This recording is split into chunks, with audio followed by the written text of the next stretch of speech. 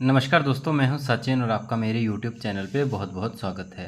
दोस्तों, आज हम हिस्ट्री ऑफ इंग्लिश लिटरेचर की एक और एज को डिस्कस करने जा रहे हैं जिसका नाम है कैरोलाइन एज, और इसे कैवेलियर पोइट्स एज के नाम से भी जाना जाता है।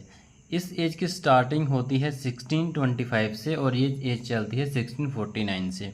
अगर लिटरेचर पॉइंट ऑफ व्यू से देखें तो ये एज उतनी इम्पोर्टेंट नहीं है, क्योंकि कोई ज़्यादा अच्छा पोइट वगैरह या अच्छा लिटरेचर इस एज में नहीं लिखा गया था। कुछ ही एक दो पोइट ही थे जो काफ़ी फेमस थे, लेकिन अदरवाइज़ ये एज उतनी ज़्यादा फेमस नहीं है कंपेयर टू अदर एज जो प्रायर इससे आई या फिर इसके आफ्टर आई।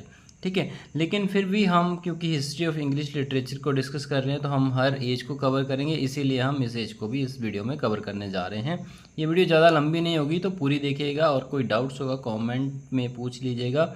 और अगर आपको हमारे चैनल पे जो हम भी इंग्लिश लिटरेचर का कंटेंट डालते हैं, अगर आप उससे खुश हैं, उससे अगर आपको अच्छा लगता है, कंटेंट समझ आता है, तो फिर आप वीडियो को लाइक शेयर और कमेंट कर सकते हैं और चैनल को सब्सक्राइब कर सकते हैं।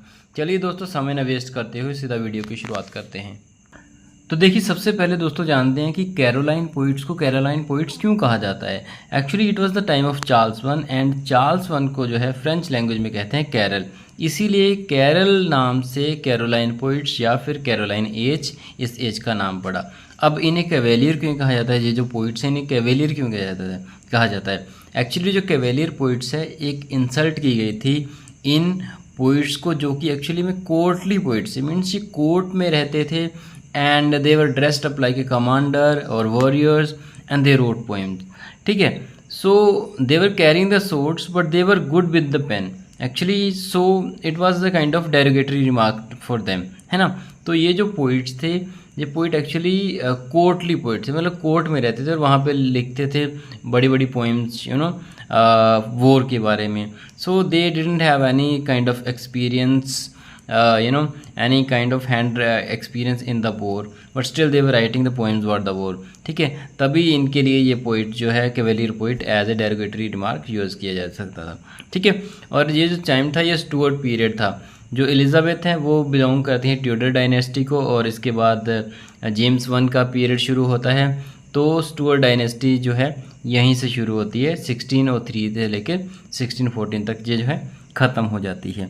ठीक है, नाउ अगर 16 सेंचुरी की एंडिंग से लेके और 7th सेंचुरी के स्टार्ट से लेके the writers were writing poetry to please the kings. So Ben Jonson, who is also known as the father of Cavalier poets because he has written a lot of lyrics and romances to please the kings and moreover dealing with chivalric romance. So ये जो Caroline poets हैं और या फिर cavalier poets हैं, इन्हें sons of when Johnson भी कहा जाता है। ठीक है, और जो मेन्स कैवेलियर पोइट्स हैं वो है Robert Herrick, Richard Lovelace, Edmund Waller, John Suckling, William Davenant. ये मेन कैवेलियर पोइट्स हैं। इसके अलावा भी कुछ और कैवेलियर पोइट्स हैं। सबसे पहले जो हमारे best of all cavalier poets भी जिन्हें कहा जाता है वो हैं Robert Herrick. Robert Herrick is also called the bridge between the metaphysical and cavaliers. Now he has written Hesperides which has 1200 poems, and जो सारी की सारी poems हैं वो डील करती हैं कार्पेटाइम फिलोसफी के साथ। कार्पेटाइम दोस्तों एक टर्म है जिसे होरेस ने ही कॉइन किया था, और जिसका सिंपल भाषा में मतलब होता है सीज द डे, पूरे दिन का एंजॉय करो, मतलब don't think about the past, don't think about the future, just enjoy the day. And these are some of the poems that have been taken from this book that is Hesperides. These are to the virgins to make much of time. ये बहुत ही important poem है दोस्तों। ठीक है, सो इस poem को आप ज़रूर पढ़िएगा अगर आपको टाइम लगता है तो। ये जो to the virgins to make much of time है, इसी पोइम में से ये लाइन ली गई है, गैदर ये रोज words while ye may old time is still a flying and this same flower that smiles today tomorrow will be dying. ठीक है, तो ये एक सॉन्ग है जिससे हेस्पेराइड्स से लिया गया है। हेस्पेराइड्स जो है वो पब्लिश हुई थी 1648 में, और यहाँ पे उसने कार्पेटाइम फिलोसफी का यूज़ किया है। And then other poem is Corinna's going a maying and to daffodils. So these are some of the poems और songs that are important and you should read these songs or poems. Okay, and the other poet is Richard Lovelace. Now Richard Lovelace is the person who actually fought in the Civil War to support Charles I. He hated Milton and that's why like he has written to Lucasta going to wars, which is addressed to a girl, Lucasta going to wars. And when he's going to wars, he says to Lucasta, I could not love thee dear so much, loved I not honor more. And then there's another poem that is to Althea from prison, stone walls do not a prison make, nor iron walls a cage. This is very important line दोस्तों. सो इसको, इन दोनों lines को आप याद कर लीजिएगा क्योंकि UGC net में अक्सर ये लाइन्स पूछते हैं. And then another poet is John Suckling. John Suckling wrote a play Algora, which was actually pretty failure, and it is said that he paid the actors in gold and silver.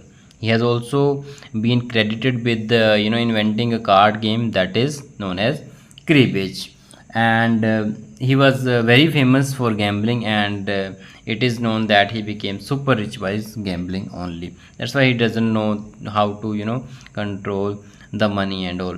And the other poet is Richard Hackno. Richard Hackno has written a short discourse of English stage. Now उसने एक commentary करी थी English drama में, और उसने कहा था कि जो एलिजाबेथन प्ले और कंटेम्प्रेरी प्लेस थे वो फेलियर थे because they were not following the classical rules.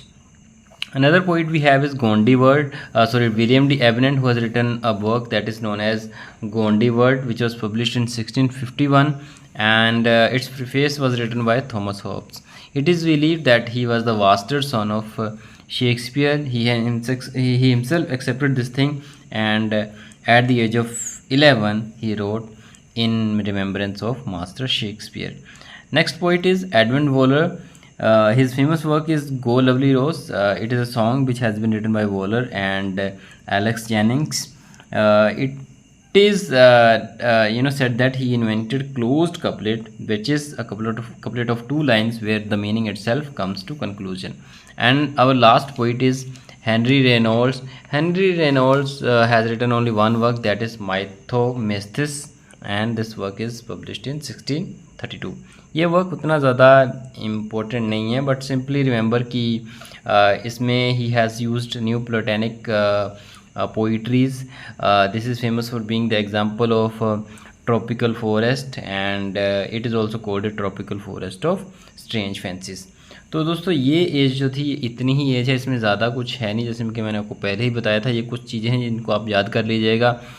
Masters में तो अक्सर ये एज के बारे में ज़्यादा नहीं पूछते हैं, लेकिन यूजीसी नेट में या फिर कई बार पब्लिक सर्विस कमीशन में या फिर और इंग्लिश लिटरेचर के जितने भी एग्ज़ाम होते हैं एमसीक्यूज़ टाइप, उसमें अक्सर इस एज में से कुछ ना कुछ क्वेश्चन पूछे जाते हैं. या फिर मोस्ट ऑफ द टाइम जो मैंने आपको पोइटिक लाइंस बताई हैं, जो कुछ मैंने बताई हैं, ये भी पूछ ली जाती हैं. इसके अलावा आप और भी पोइटिक लाइंस या जो भी पोएम यहाँ पर मैंने बताई हुई हैं, इनको आप एक बार पढ़ सकते हैं. तो फिलहाल की वीडियो को मैं यहीं पर ख़त्म कर रहा हूँ. अगर आपको ये वीडियो अच्छी लगी है तो वीडियो को लाइक शेयर और कमेंट कर दीजिएगा, जैसे कि मैंने आपको पहले भी किया है. चैनल को सब्सक्राइब तो कर दीजिएगा. नई वीडियो लेके जल्दी आपके सामने हाजिर होंगे. तब तक के लिए thank you very much and have a great day.